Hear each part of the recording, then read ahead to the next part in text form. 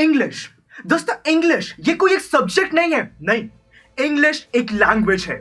देखिए बहुत लोग कहते हैं कि हम अपनी लाइफ में जो भी पढ़ाई करते हैं, अगर हमें ये नहीं पता कि वो चीज हम क्यों पढ़ रहे हैं तो ऐसी पढ़ाई का कोई भी फायदा नहीं है।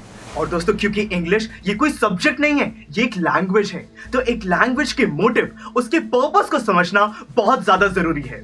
देखिए दोस्तों, ये जो इंग्लिश लैंग्वेज है, अगर मैं इसके मोटिव की बात करूं तो बहुत ही सिंपल सा और बेसिक मोटिव है। वो ये है कि इंग्लिश लैंग्वेज हमें अपनी लाइफ में एक बेटर रीडर, राइटर, लिसनर और स्पीकर बनाना चाहती है। दोस्तों ये इंग्लिश लैंग्वेज चाहती है कि जब भी हम कोई भी एक नॉवल, कोई चैप्टर, कोई कॉन्सेप्ट कुछ भी पढ़ रहे हैं तो उसमें हम सही मीनिंग को समझें। अगर हम कुछ भी लिख रहे हैं तो सही मीनिंग को लिखें। अगर हम कुछ भी सुन रहे हैं तो जो भी हमें सुनाई दे रहा है उसको सही तरीके से समझें। अगर कुछ बोल रहे हैं तो सही चीज को डिलीवर करें। इंग्लिश लैंग्वेज के करेक्ट यूजेज को ये प्रमोट करना चाहती है। और सबसे ज्यादा हैरानी की और इंटरेस्टिंग बात यह है कि जो रीडिंग सेक्शन होता है वो इस मोटिव को पूरा करने में बहुत ज्यादा मदद कर सकता है। रीडिंग सेक्शन हमें रीडर, राइटर, लिसनर, स्पीकर ये सब कुछ बना सकता है। आज के लेक्चर में हम रीडिंग सेक्शन की इसी मोटिव और इंपॉर्टेंस को समझने वाले हैं। तो चलिए दोस्तों, इस इंटरेस्टिंग जर्नी को मिलकर शुरू करते हैं।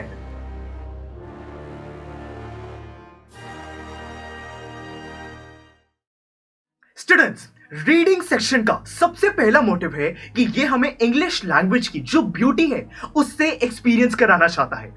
देखिए दोस्तों, हमारे वर्ल्ड में बहुत सारे डिफरेंट सेगमेंट्स हैं, जैसे कि science, sports, travel, literature, conversations, discussions. दोस्तों ये जितने भी सेगमेंट्स हैं, इन सब को इंट्रोड्यूस कराने के लिए ये हमें वैरायटी ऑफ टॉपिक्स पर बहुत सारे पैसेजेस प्रोवाइड करता है। जब हम उन पैसेजेस को रीड करते हैं, बहुत सारे ऐसे वर्ड्स होते हैं जिसकी मीनिंग हमें नहीं पता होता। हम उन वर्ड्स की मीनिंग को डिक्शनरी से सर्च करते हैं, अपनी वोकैबुलरी स्किल्स को इंप्रूव करते हैं। दोस्तों साथ में जो आपका पूरा पैसेज है, हम उसमें से रेलेवेंट इंफॉर्मेशन को आइडेंटिफाई करते हैं। हम उस पूरे पैसेज को अपने माइंड में समराइज करते हैं और इसी पूरे प्रोसेस में हम दोस्तों एक बेटर रीडर बन जाते हैं।